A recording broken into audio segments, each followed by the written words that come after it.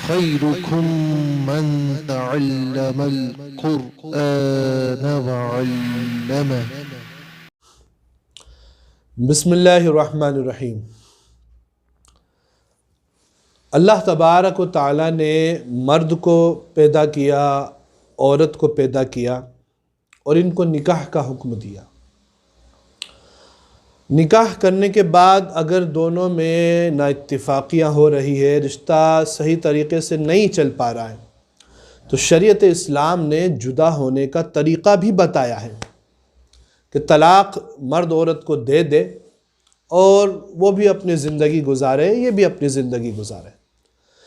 لیکن یہ طلاق دینے کا شریعت اسلام نے ایک بہترین اصول بتایا ہے، ایک قاعدہ بتایا ہے، ایک قانون بنایا ہے۔ لیکن آج ہمارے نوجوان مسلمان اس قاعدے قانون پر عمل نہیں کرتے ہیں، بلکہ لڑائی جھگڑا اگر بیوی سے ہوتا ہے، تھوڑی بہت ہی نا اتفاقیہ ہوتی ہے، وہ فوراً طیش میں آ کے، غصے میں آ کے 3 طلاق ایک ساتھ دے رہے ہیں۔ آئے دن کے یہ مسئلے سامنے آ رہے ہیں۔ ابھی کچھ دن پہلے ایک فون آیا ایک بھائی کا، وہ کہتے ہیں کہ ہمارے بھائی نے ان کی وائف کو کہا تجھے 1 طلاق۔ تو بھائی کی ساس بھی وہیں تھی، لڑکی کی والدہ، اور لڑکی کی والدہ کہتی ہے کہ ابے تو جاہل آدمی، 1 طلاق کوئی طلاق نہیں ہوتی ہے، تجھے دینا ہو تو 3 دے۔ اب وہ اس کو غصہ آیا ہمارے بھائی کو، اس نے کہا بھابھی کو کہ تجھے طلاق طلاق طلاق، تجھے 3 طلاق۔ اب اس کے بعد ہم نے مولانا صاحب سے مسئلہ پوچھا تو انہوں نے یہی بتایا کہ اب وہ تم پر حرام ہو گئی ہے، اب وہ عدت گزارے اور کسی اور مرد سے کرے نکاح۔ تو حضرت ہم تو یہ چاہتے ہیں، ہمارا بھائی یہ چاہتا ہے کہ اسی سے نکاح کروں میں، اور غصے میں طلاق دے دی تھی، اور 3 دن بعد ہی پچھتاوا بھی ہو رہا ہے، ذرا غور کرے۔ تو یہ آئے دن اس طرح کے مسئلے سامنے آ رہے ہیں کہ یہ نوجوان، کبھی لڑکی کی غلطی ہوتی ہے، کبھی اس کے رشتہ دار اس کو بڑا طول دیتے ہیں کہ دے دے طلاق، دیکھ لیں گے، سنبھال لیں گے، جو ہوگا۔ بعد میں چند مہینے بھی نہیں گزرتے ہیں اور وہی ان کی بیٹی ان کو بوجھ لگنے لگتی ہے۔ یہ ہو رہا ہے معاشرے کے اندر۔ اور پھر وہی چاہتے ہیں کہ رشتہ ہو جائے، داماد جی کو منا لو، پٹا لو، کروا دو دوبارہ نکاح، اور پھر راستے تلاش کرتے ہیں، اور بسا اوقات وہ ناجائز طریقہ بھی اختیار کر لیتے ہیں کہ 3 طلاق کے بعد بھی وہ بغیر اس کے کسی اور کے نکاح کے نکاح کروا دیتے ہیں، اور ایک حرام کام چلتا رہتا ہے۔ تو مسلمانوں سے گزارش ہے میری، نوجوانوں سے، کہ اس مسئلے کو خدا را تھوڑا سمجھ لے کہ اللہ نہ کرے بیوی کے ساتھ نا اتفاقیہ پیدا ہو رہی ہے، ہوتی ہے سب کے ساتھ، کوشش کرے اس کو حل کرنے کی، اور طیش میں غصے میں آ کر طلاق نہ دے۔ اگر طلاق کا ڈیسیزن لینا ہی ہے، اس وقت نہ لیتے ہوئے جب دماغ ٹھنڈا ہو جائے اس وقت لے۔ دوسری چیز، علماء سے رابطہ کرے سب سے پہلے۔ جس طرح نکاح میں ہم بلاتے ہیں، اس طرح طلاق کے مسئلے میں بھی علماء اکرام سے پوچھے کہ شریعت نے ہمیں کس طرح رہنمائی فرمائی ہے، کیا حکم دیا ہے، کس طرح ہمیں عمل کرنا ہے۔ اور تیسری چیز، اگر اس وقت ڈیسیزن لے رہے، دماغ اتنا گرم ہو چکا ہے، شیطان اتنا حاوی ہو چکا ہے، غصے میں ہے واقعی میں، تو طلاق تو غصے میں ہی ہوتی ہے، یاد رکھے۔ پیار محبت میں کوئی نہیں دیتا ہے طلاق، کیا ہو آج تم پر بہت پیار آ رہا ہے تمہیں طلاق ہو، نہیں، سب غصے میں ہی دیتے ہیں۔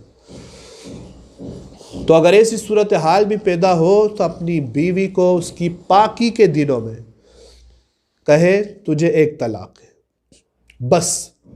اس کے بعد لفظ طلاق ہرگز نہ دہرائے، چاہے بیوی کی کتنی ہی بڑی غلطی کیوں نہ ہو، 1 طلاق کہہ دے۔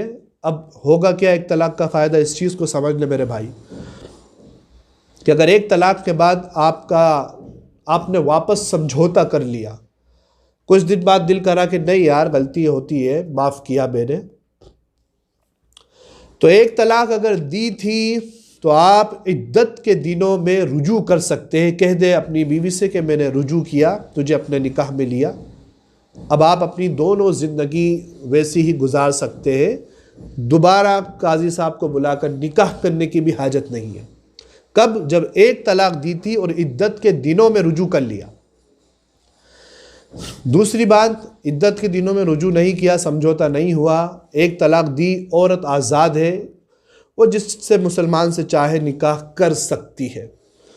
مان لے 4 مہینے 6 مہینے سال بھر گزر گیا، اس نے بھی نکاح نہیں کیا، رشتہ داروں نے پھر آپ میں چاہا کہ نہیں بیوی بچے ہو گئے ان کے، واپس گھر جڑ جائے، صلح کراؤ، اور بات واپس بن گئی، تو اگر ایک طلاق دیا تھا تو اب دیکھیں فائدہ ایک طلاق کا یہ کہ آپ قاضی صاحب کو بلائے، امام صاحب کو بلائے، 2 گواہوں کی موجودگی میں نئے مہر کے ساتھ واپس نکاح کر لے۔ شریعت نے اجازت دی ہے اس چیز کی، لیکن کب ہوگا؟ جب آپ نے ایک طلاق دی تھی تب یہ آپ کر سکتے ہیں۔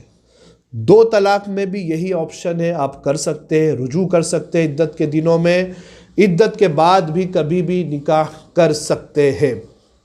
لیکن میرے بھائی اگر 3 طلاق دے دی، ایک ساتھ دی ہو یا ایک ایک کر کے اس طرح دی ہو، تو یہ شریعت کا حکم ہے کہ اب وہ 3 طلاق کے بعد عورت آزاد ہے، وہ جس سے چاہے نکاح کرے پہلا، اور وہ اس کے میاں بیوی ہو گئے، ان کا یہ جائز رشتہ ہے، وہ جب تک چاہے زندگی گزارے۔ اگر ان میں پھر نا اتفاقی ہو گئی یا کسی وجہ سے اس مرد نے طلاق دی اپنی مرضی سے، تب وہ پھر عدت گزار کے اس مرد سے واپس نکاح کر سکتی ہے، اس کے علاوہ کوئی طریقہ نہیں ہے۔ یہ بات یاد رکھے مسلمانوں، یہ قرآن کا قطعی حکم ہے کہ جس پر عمل کرنا ہر مسلمان کے لیے کیا ہے؟ فرض عین ہے، لازم ہے۔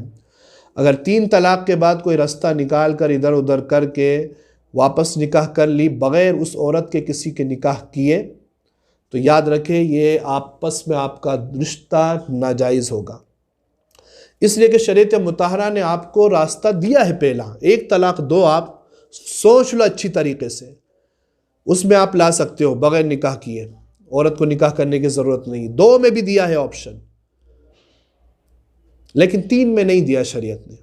شریعت نے 3 میں اس لیے نہیں دیا کہ پہلے 2 میں اچھے سے غور و فکر کر لو، اس لیے کہ شادی کوئی کھیل تماشا نہیں رکھا ہے شریعت نے کہ بار بار طلاق دو، بار بار لاؤ، بار بار دو، بار بار لاؤ، نہیں۔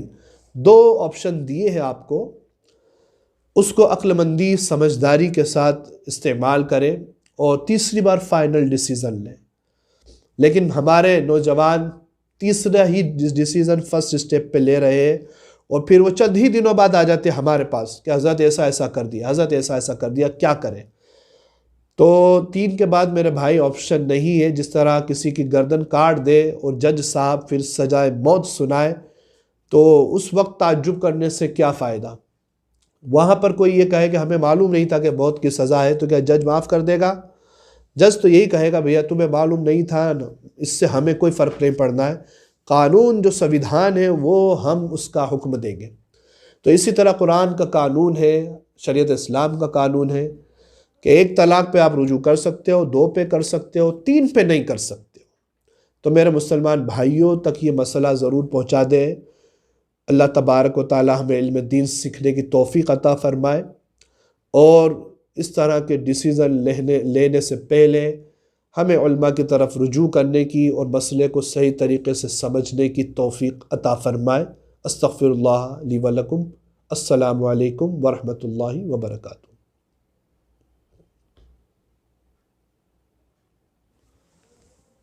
سیدنا علی المرتضیٰ فرماتے ہیں ہم اللہ کی تقسیم پہ راضی ہو گئے، اس نے ہمیں علم عطا کر دیا اور جاہلوں کو مال دیا۔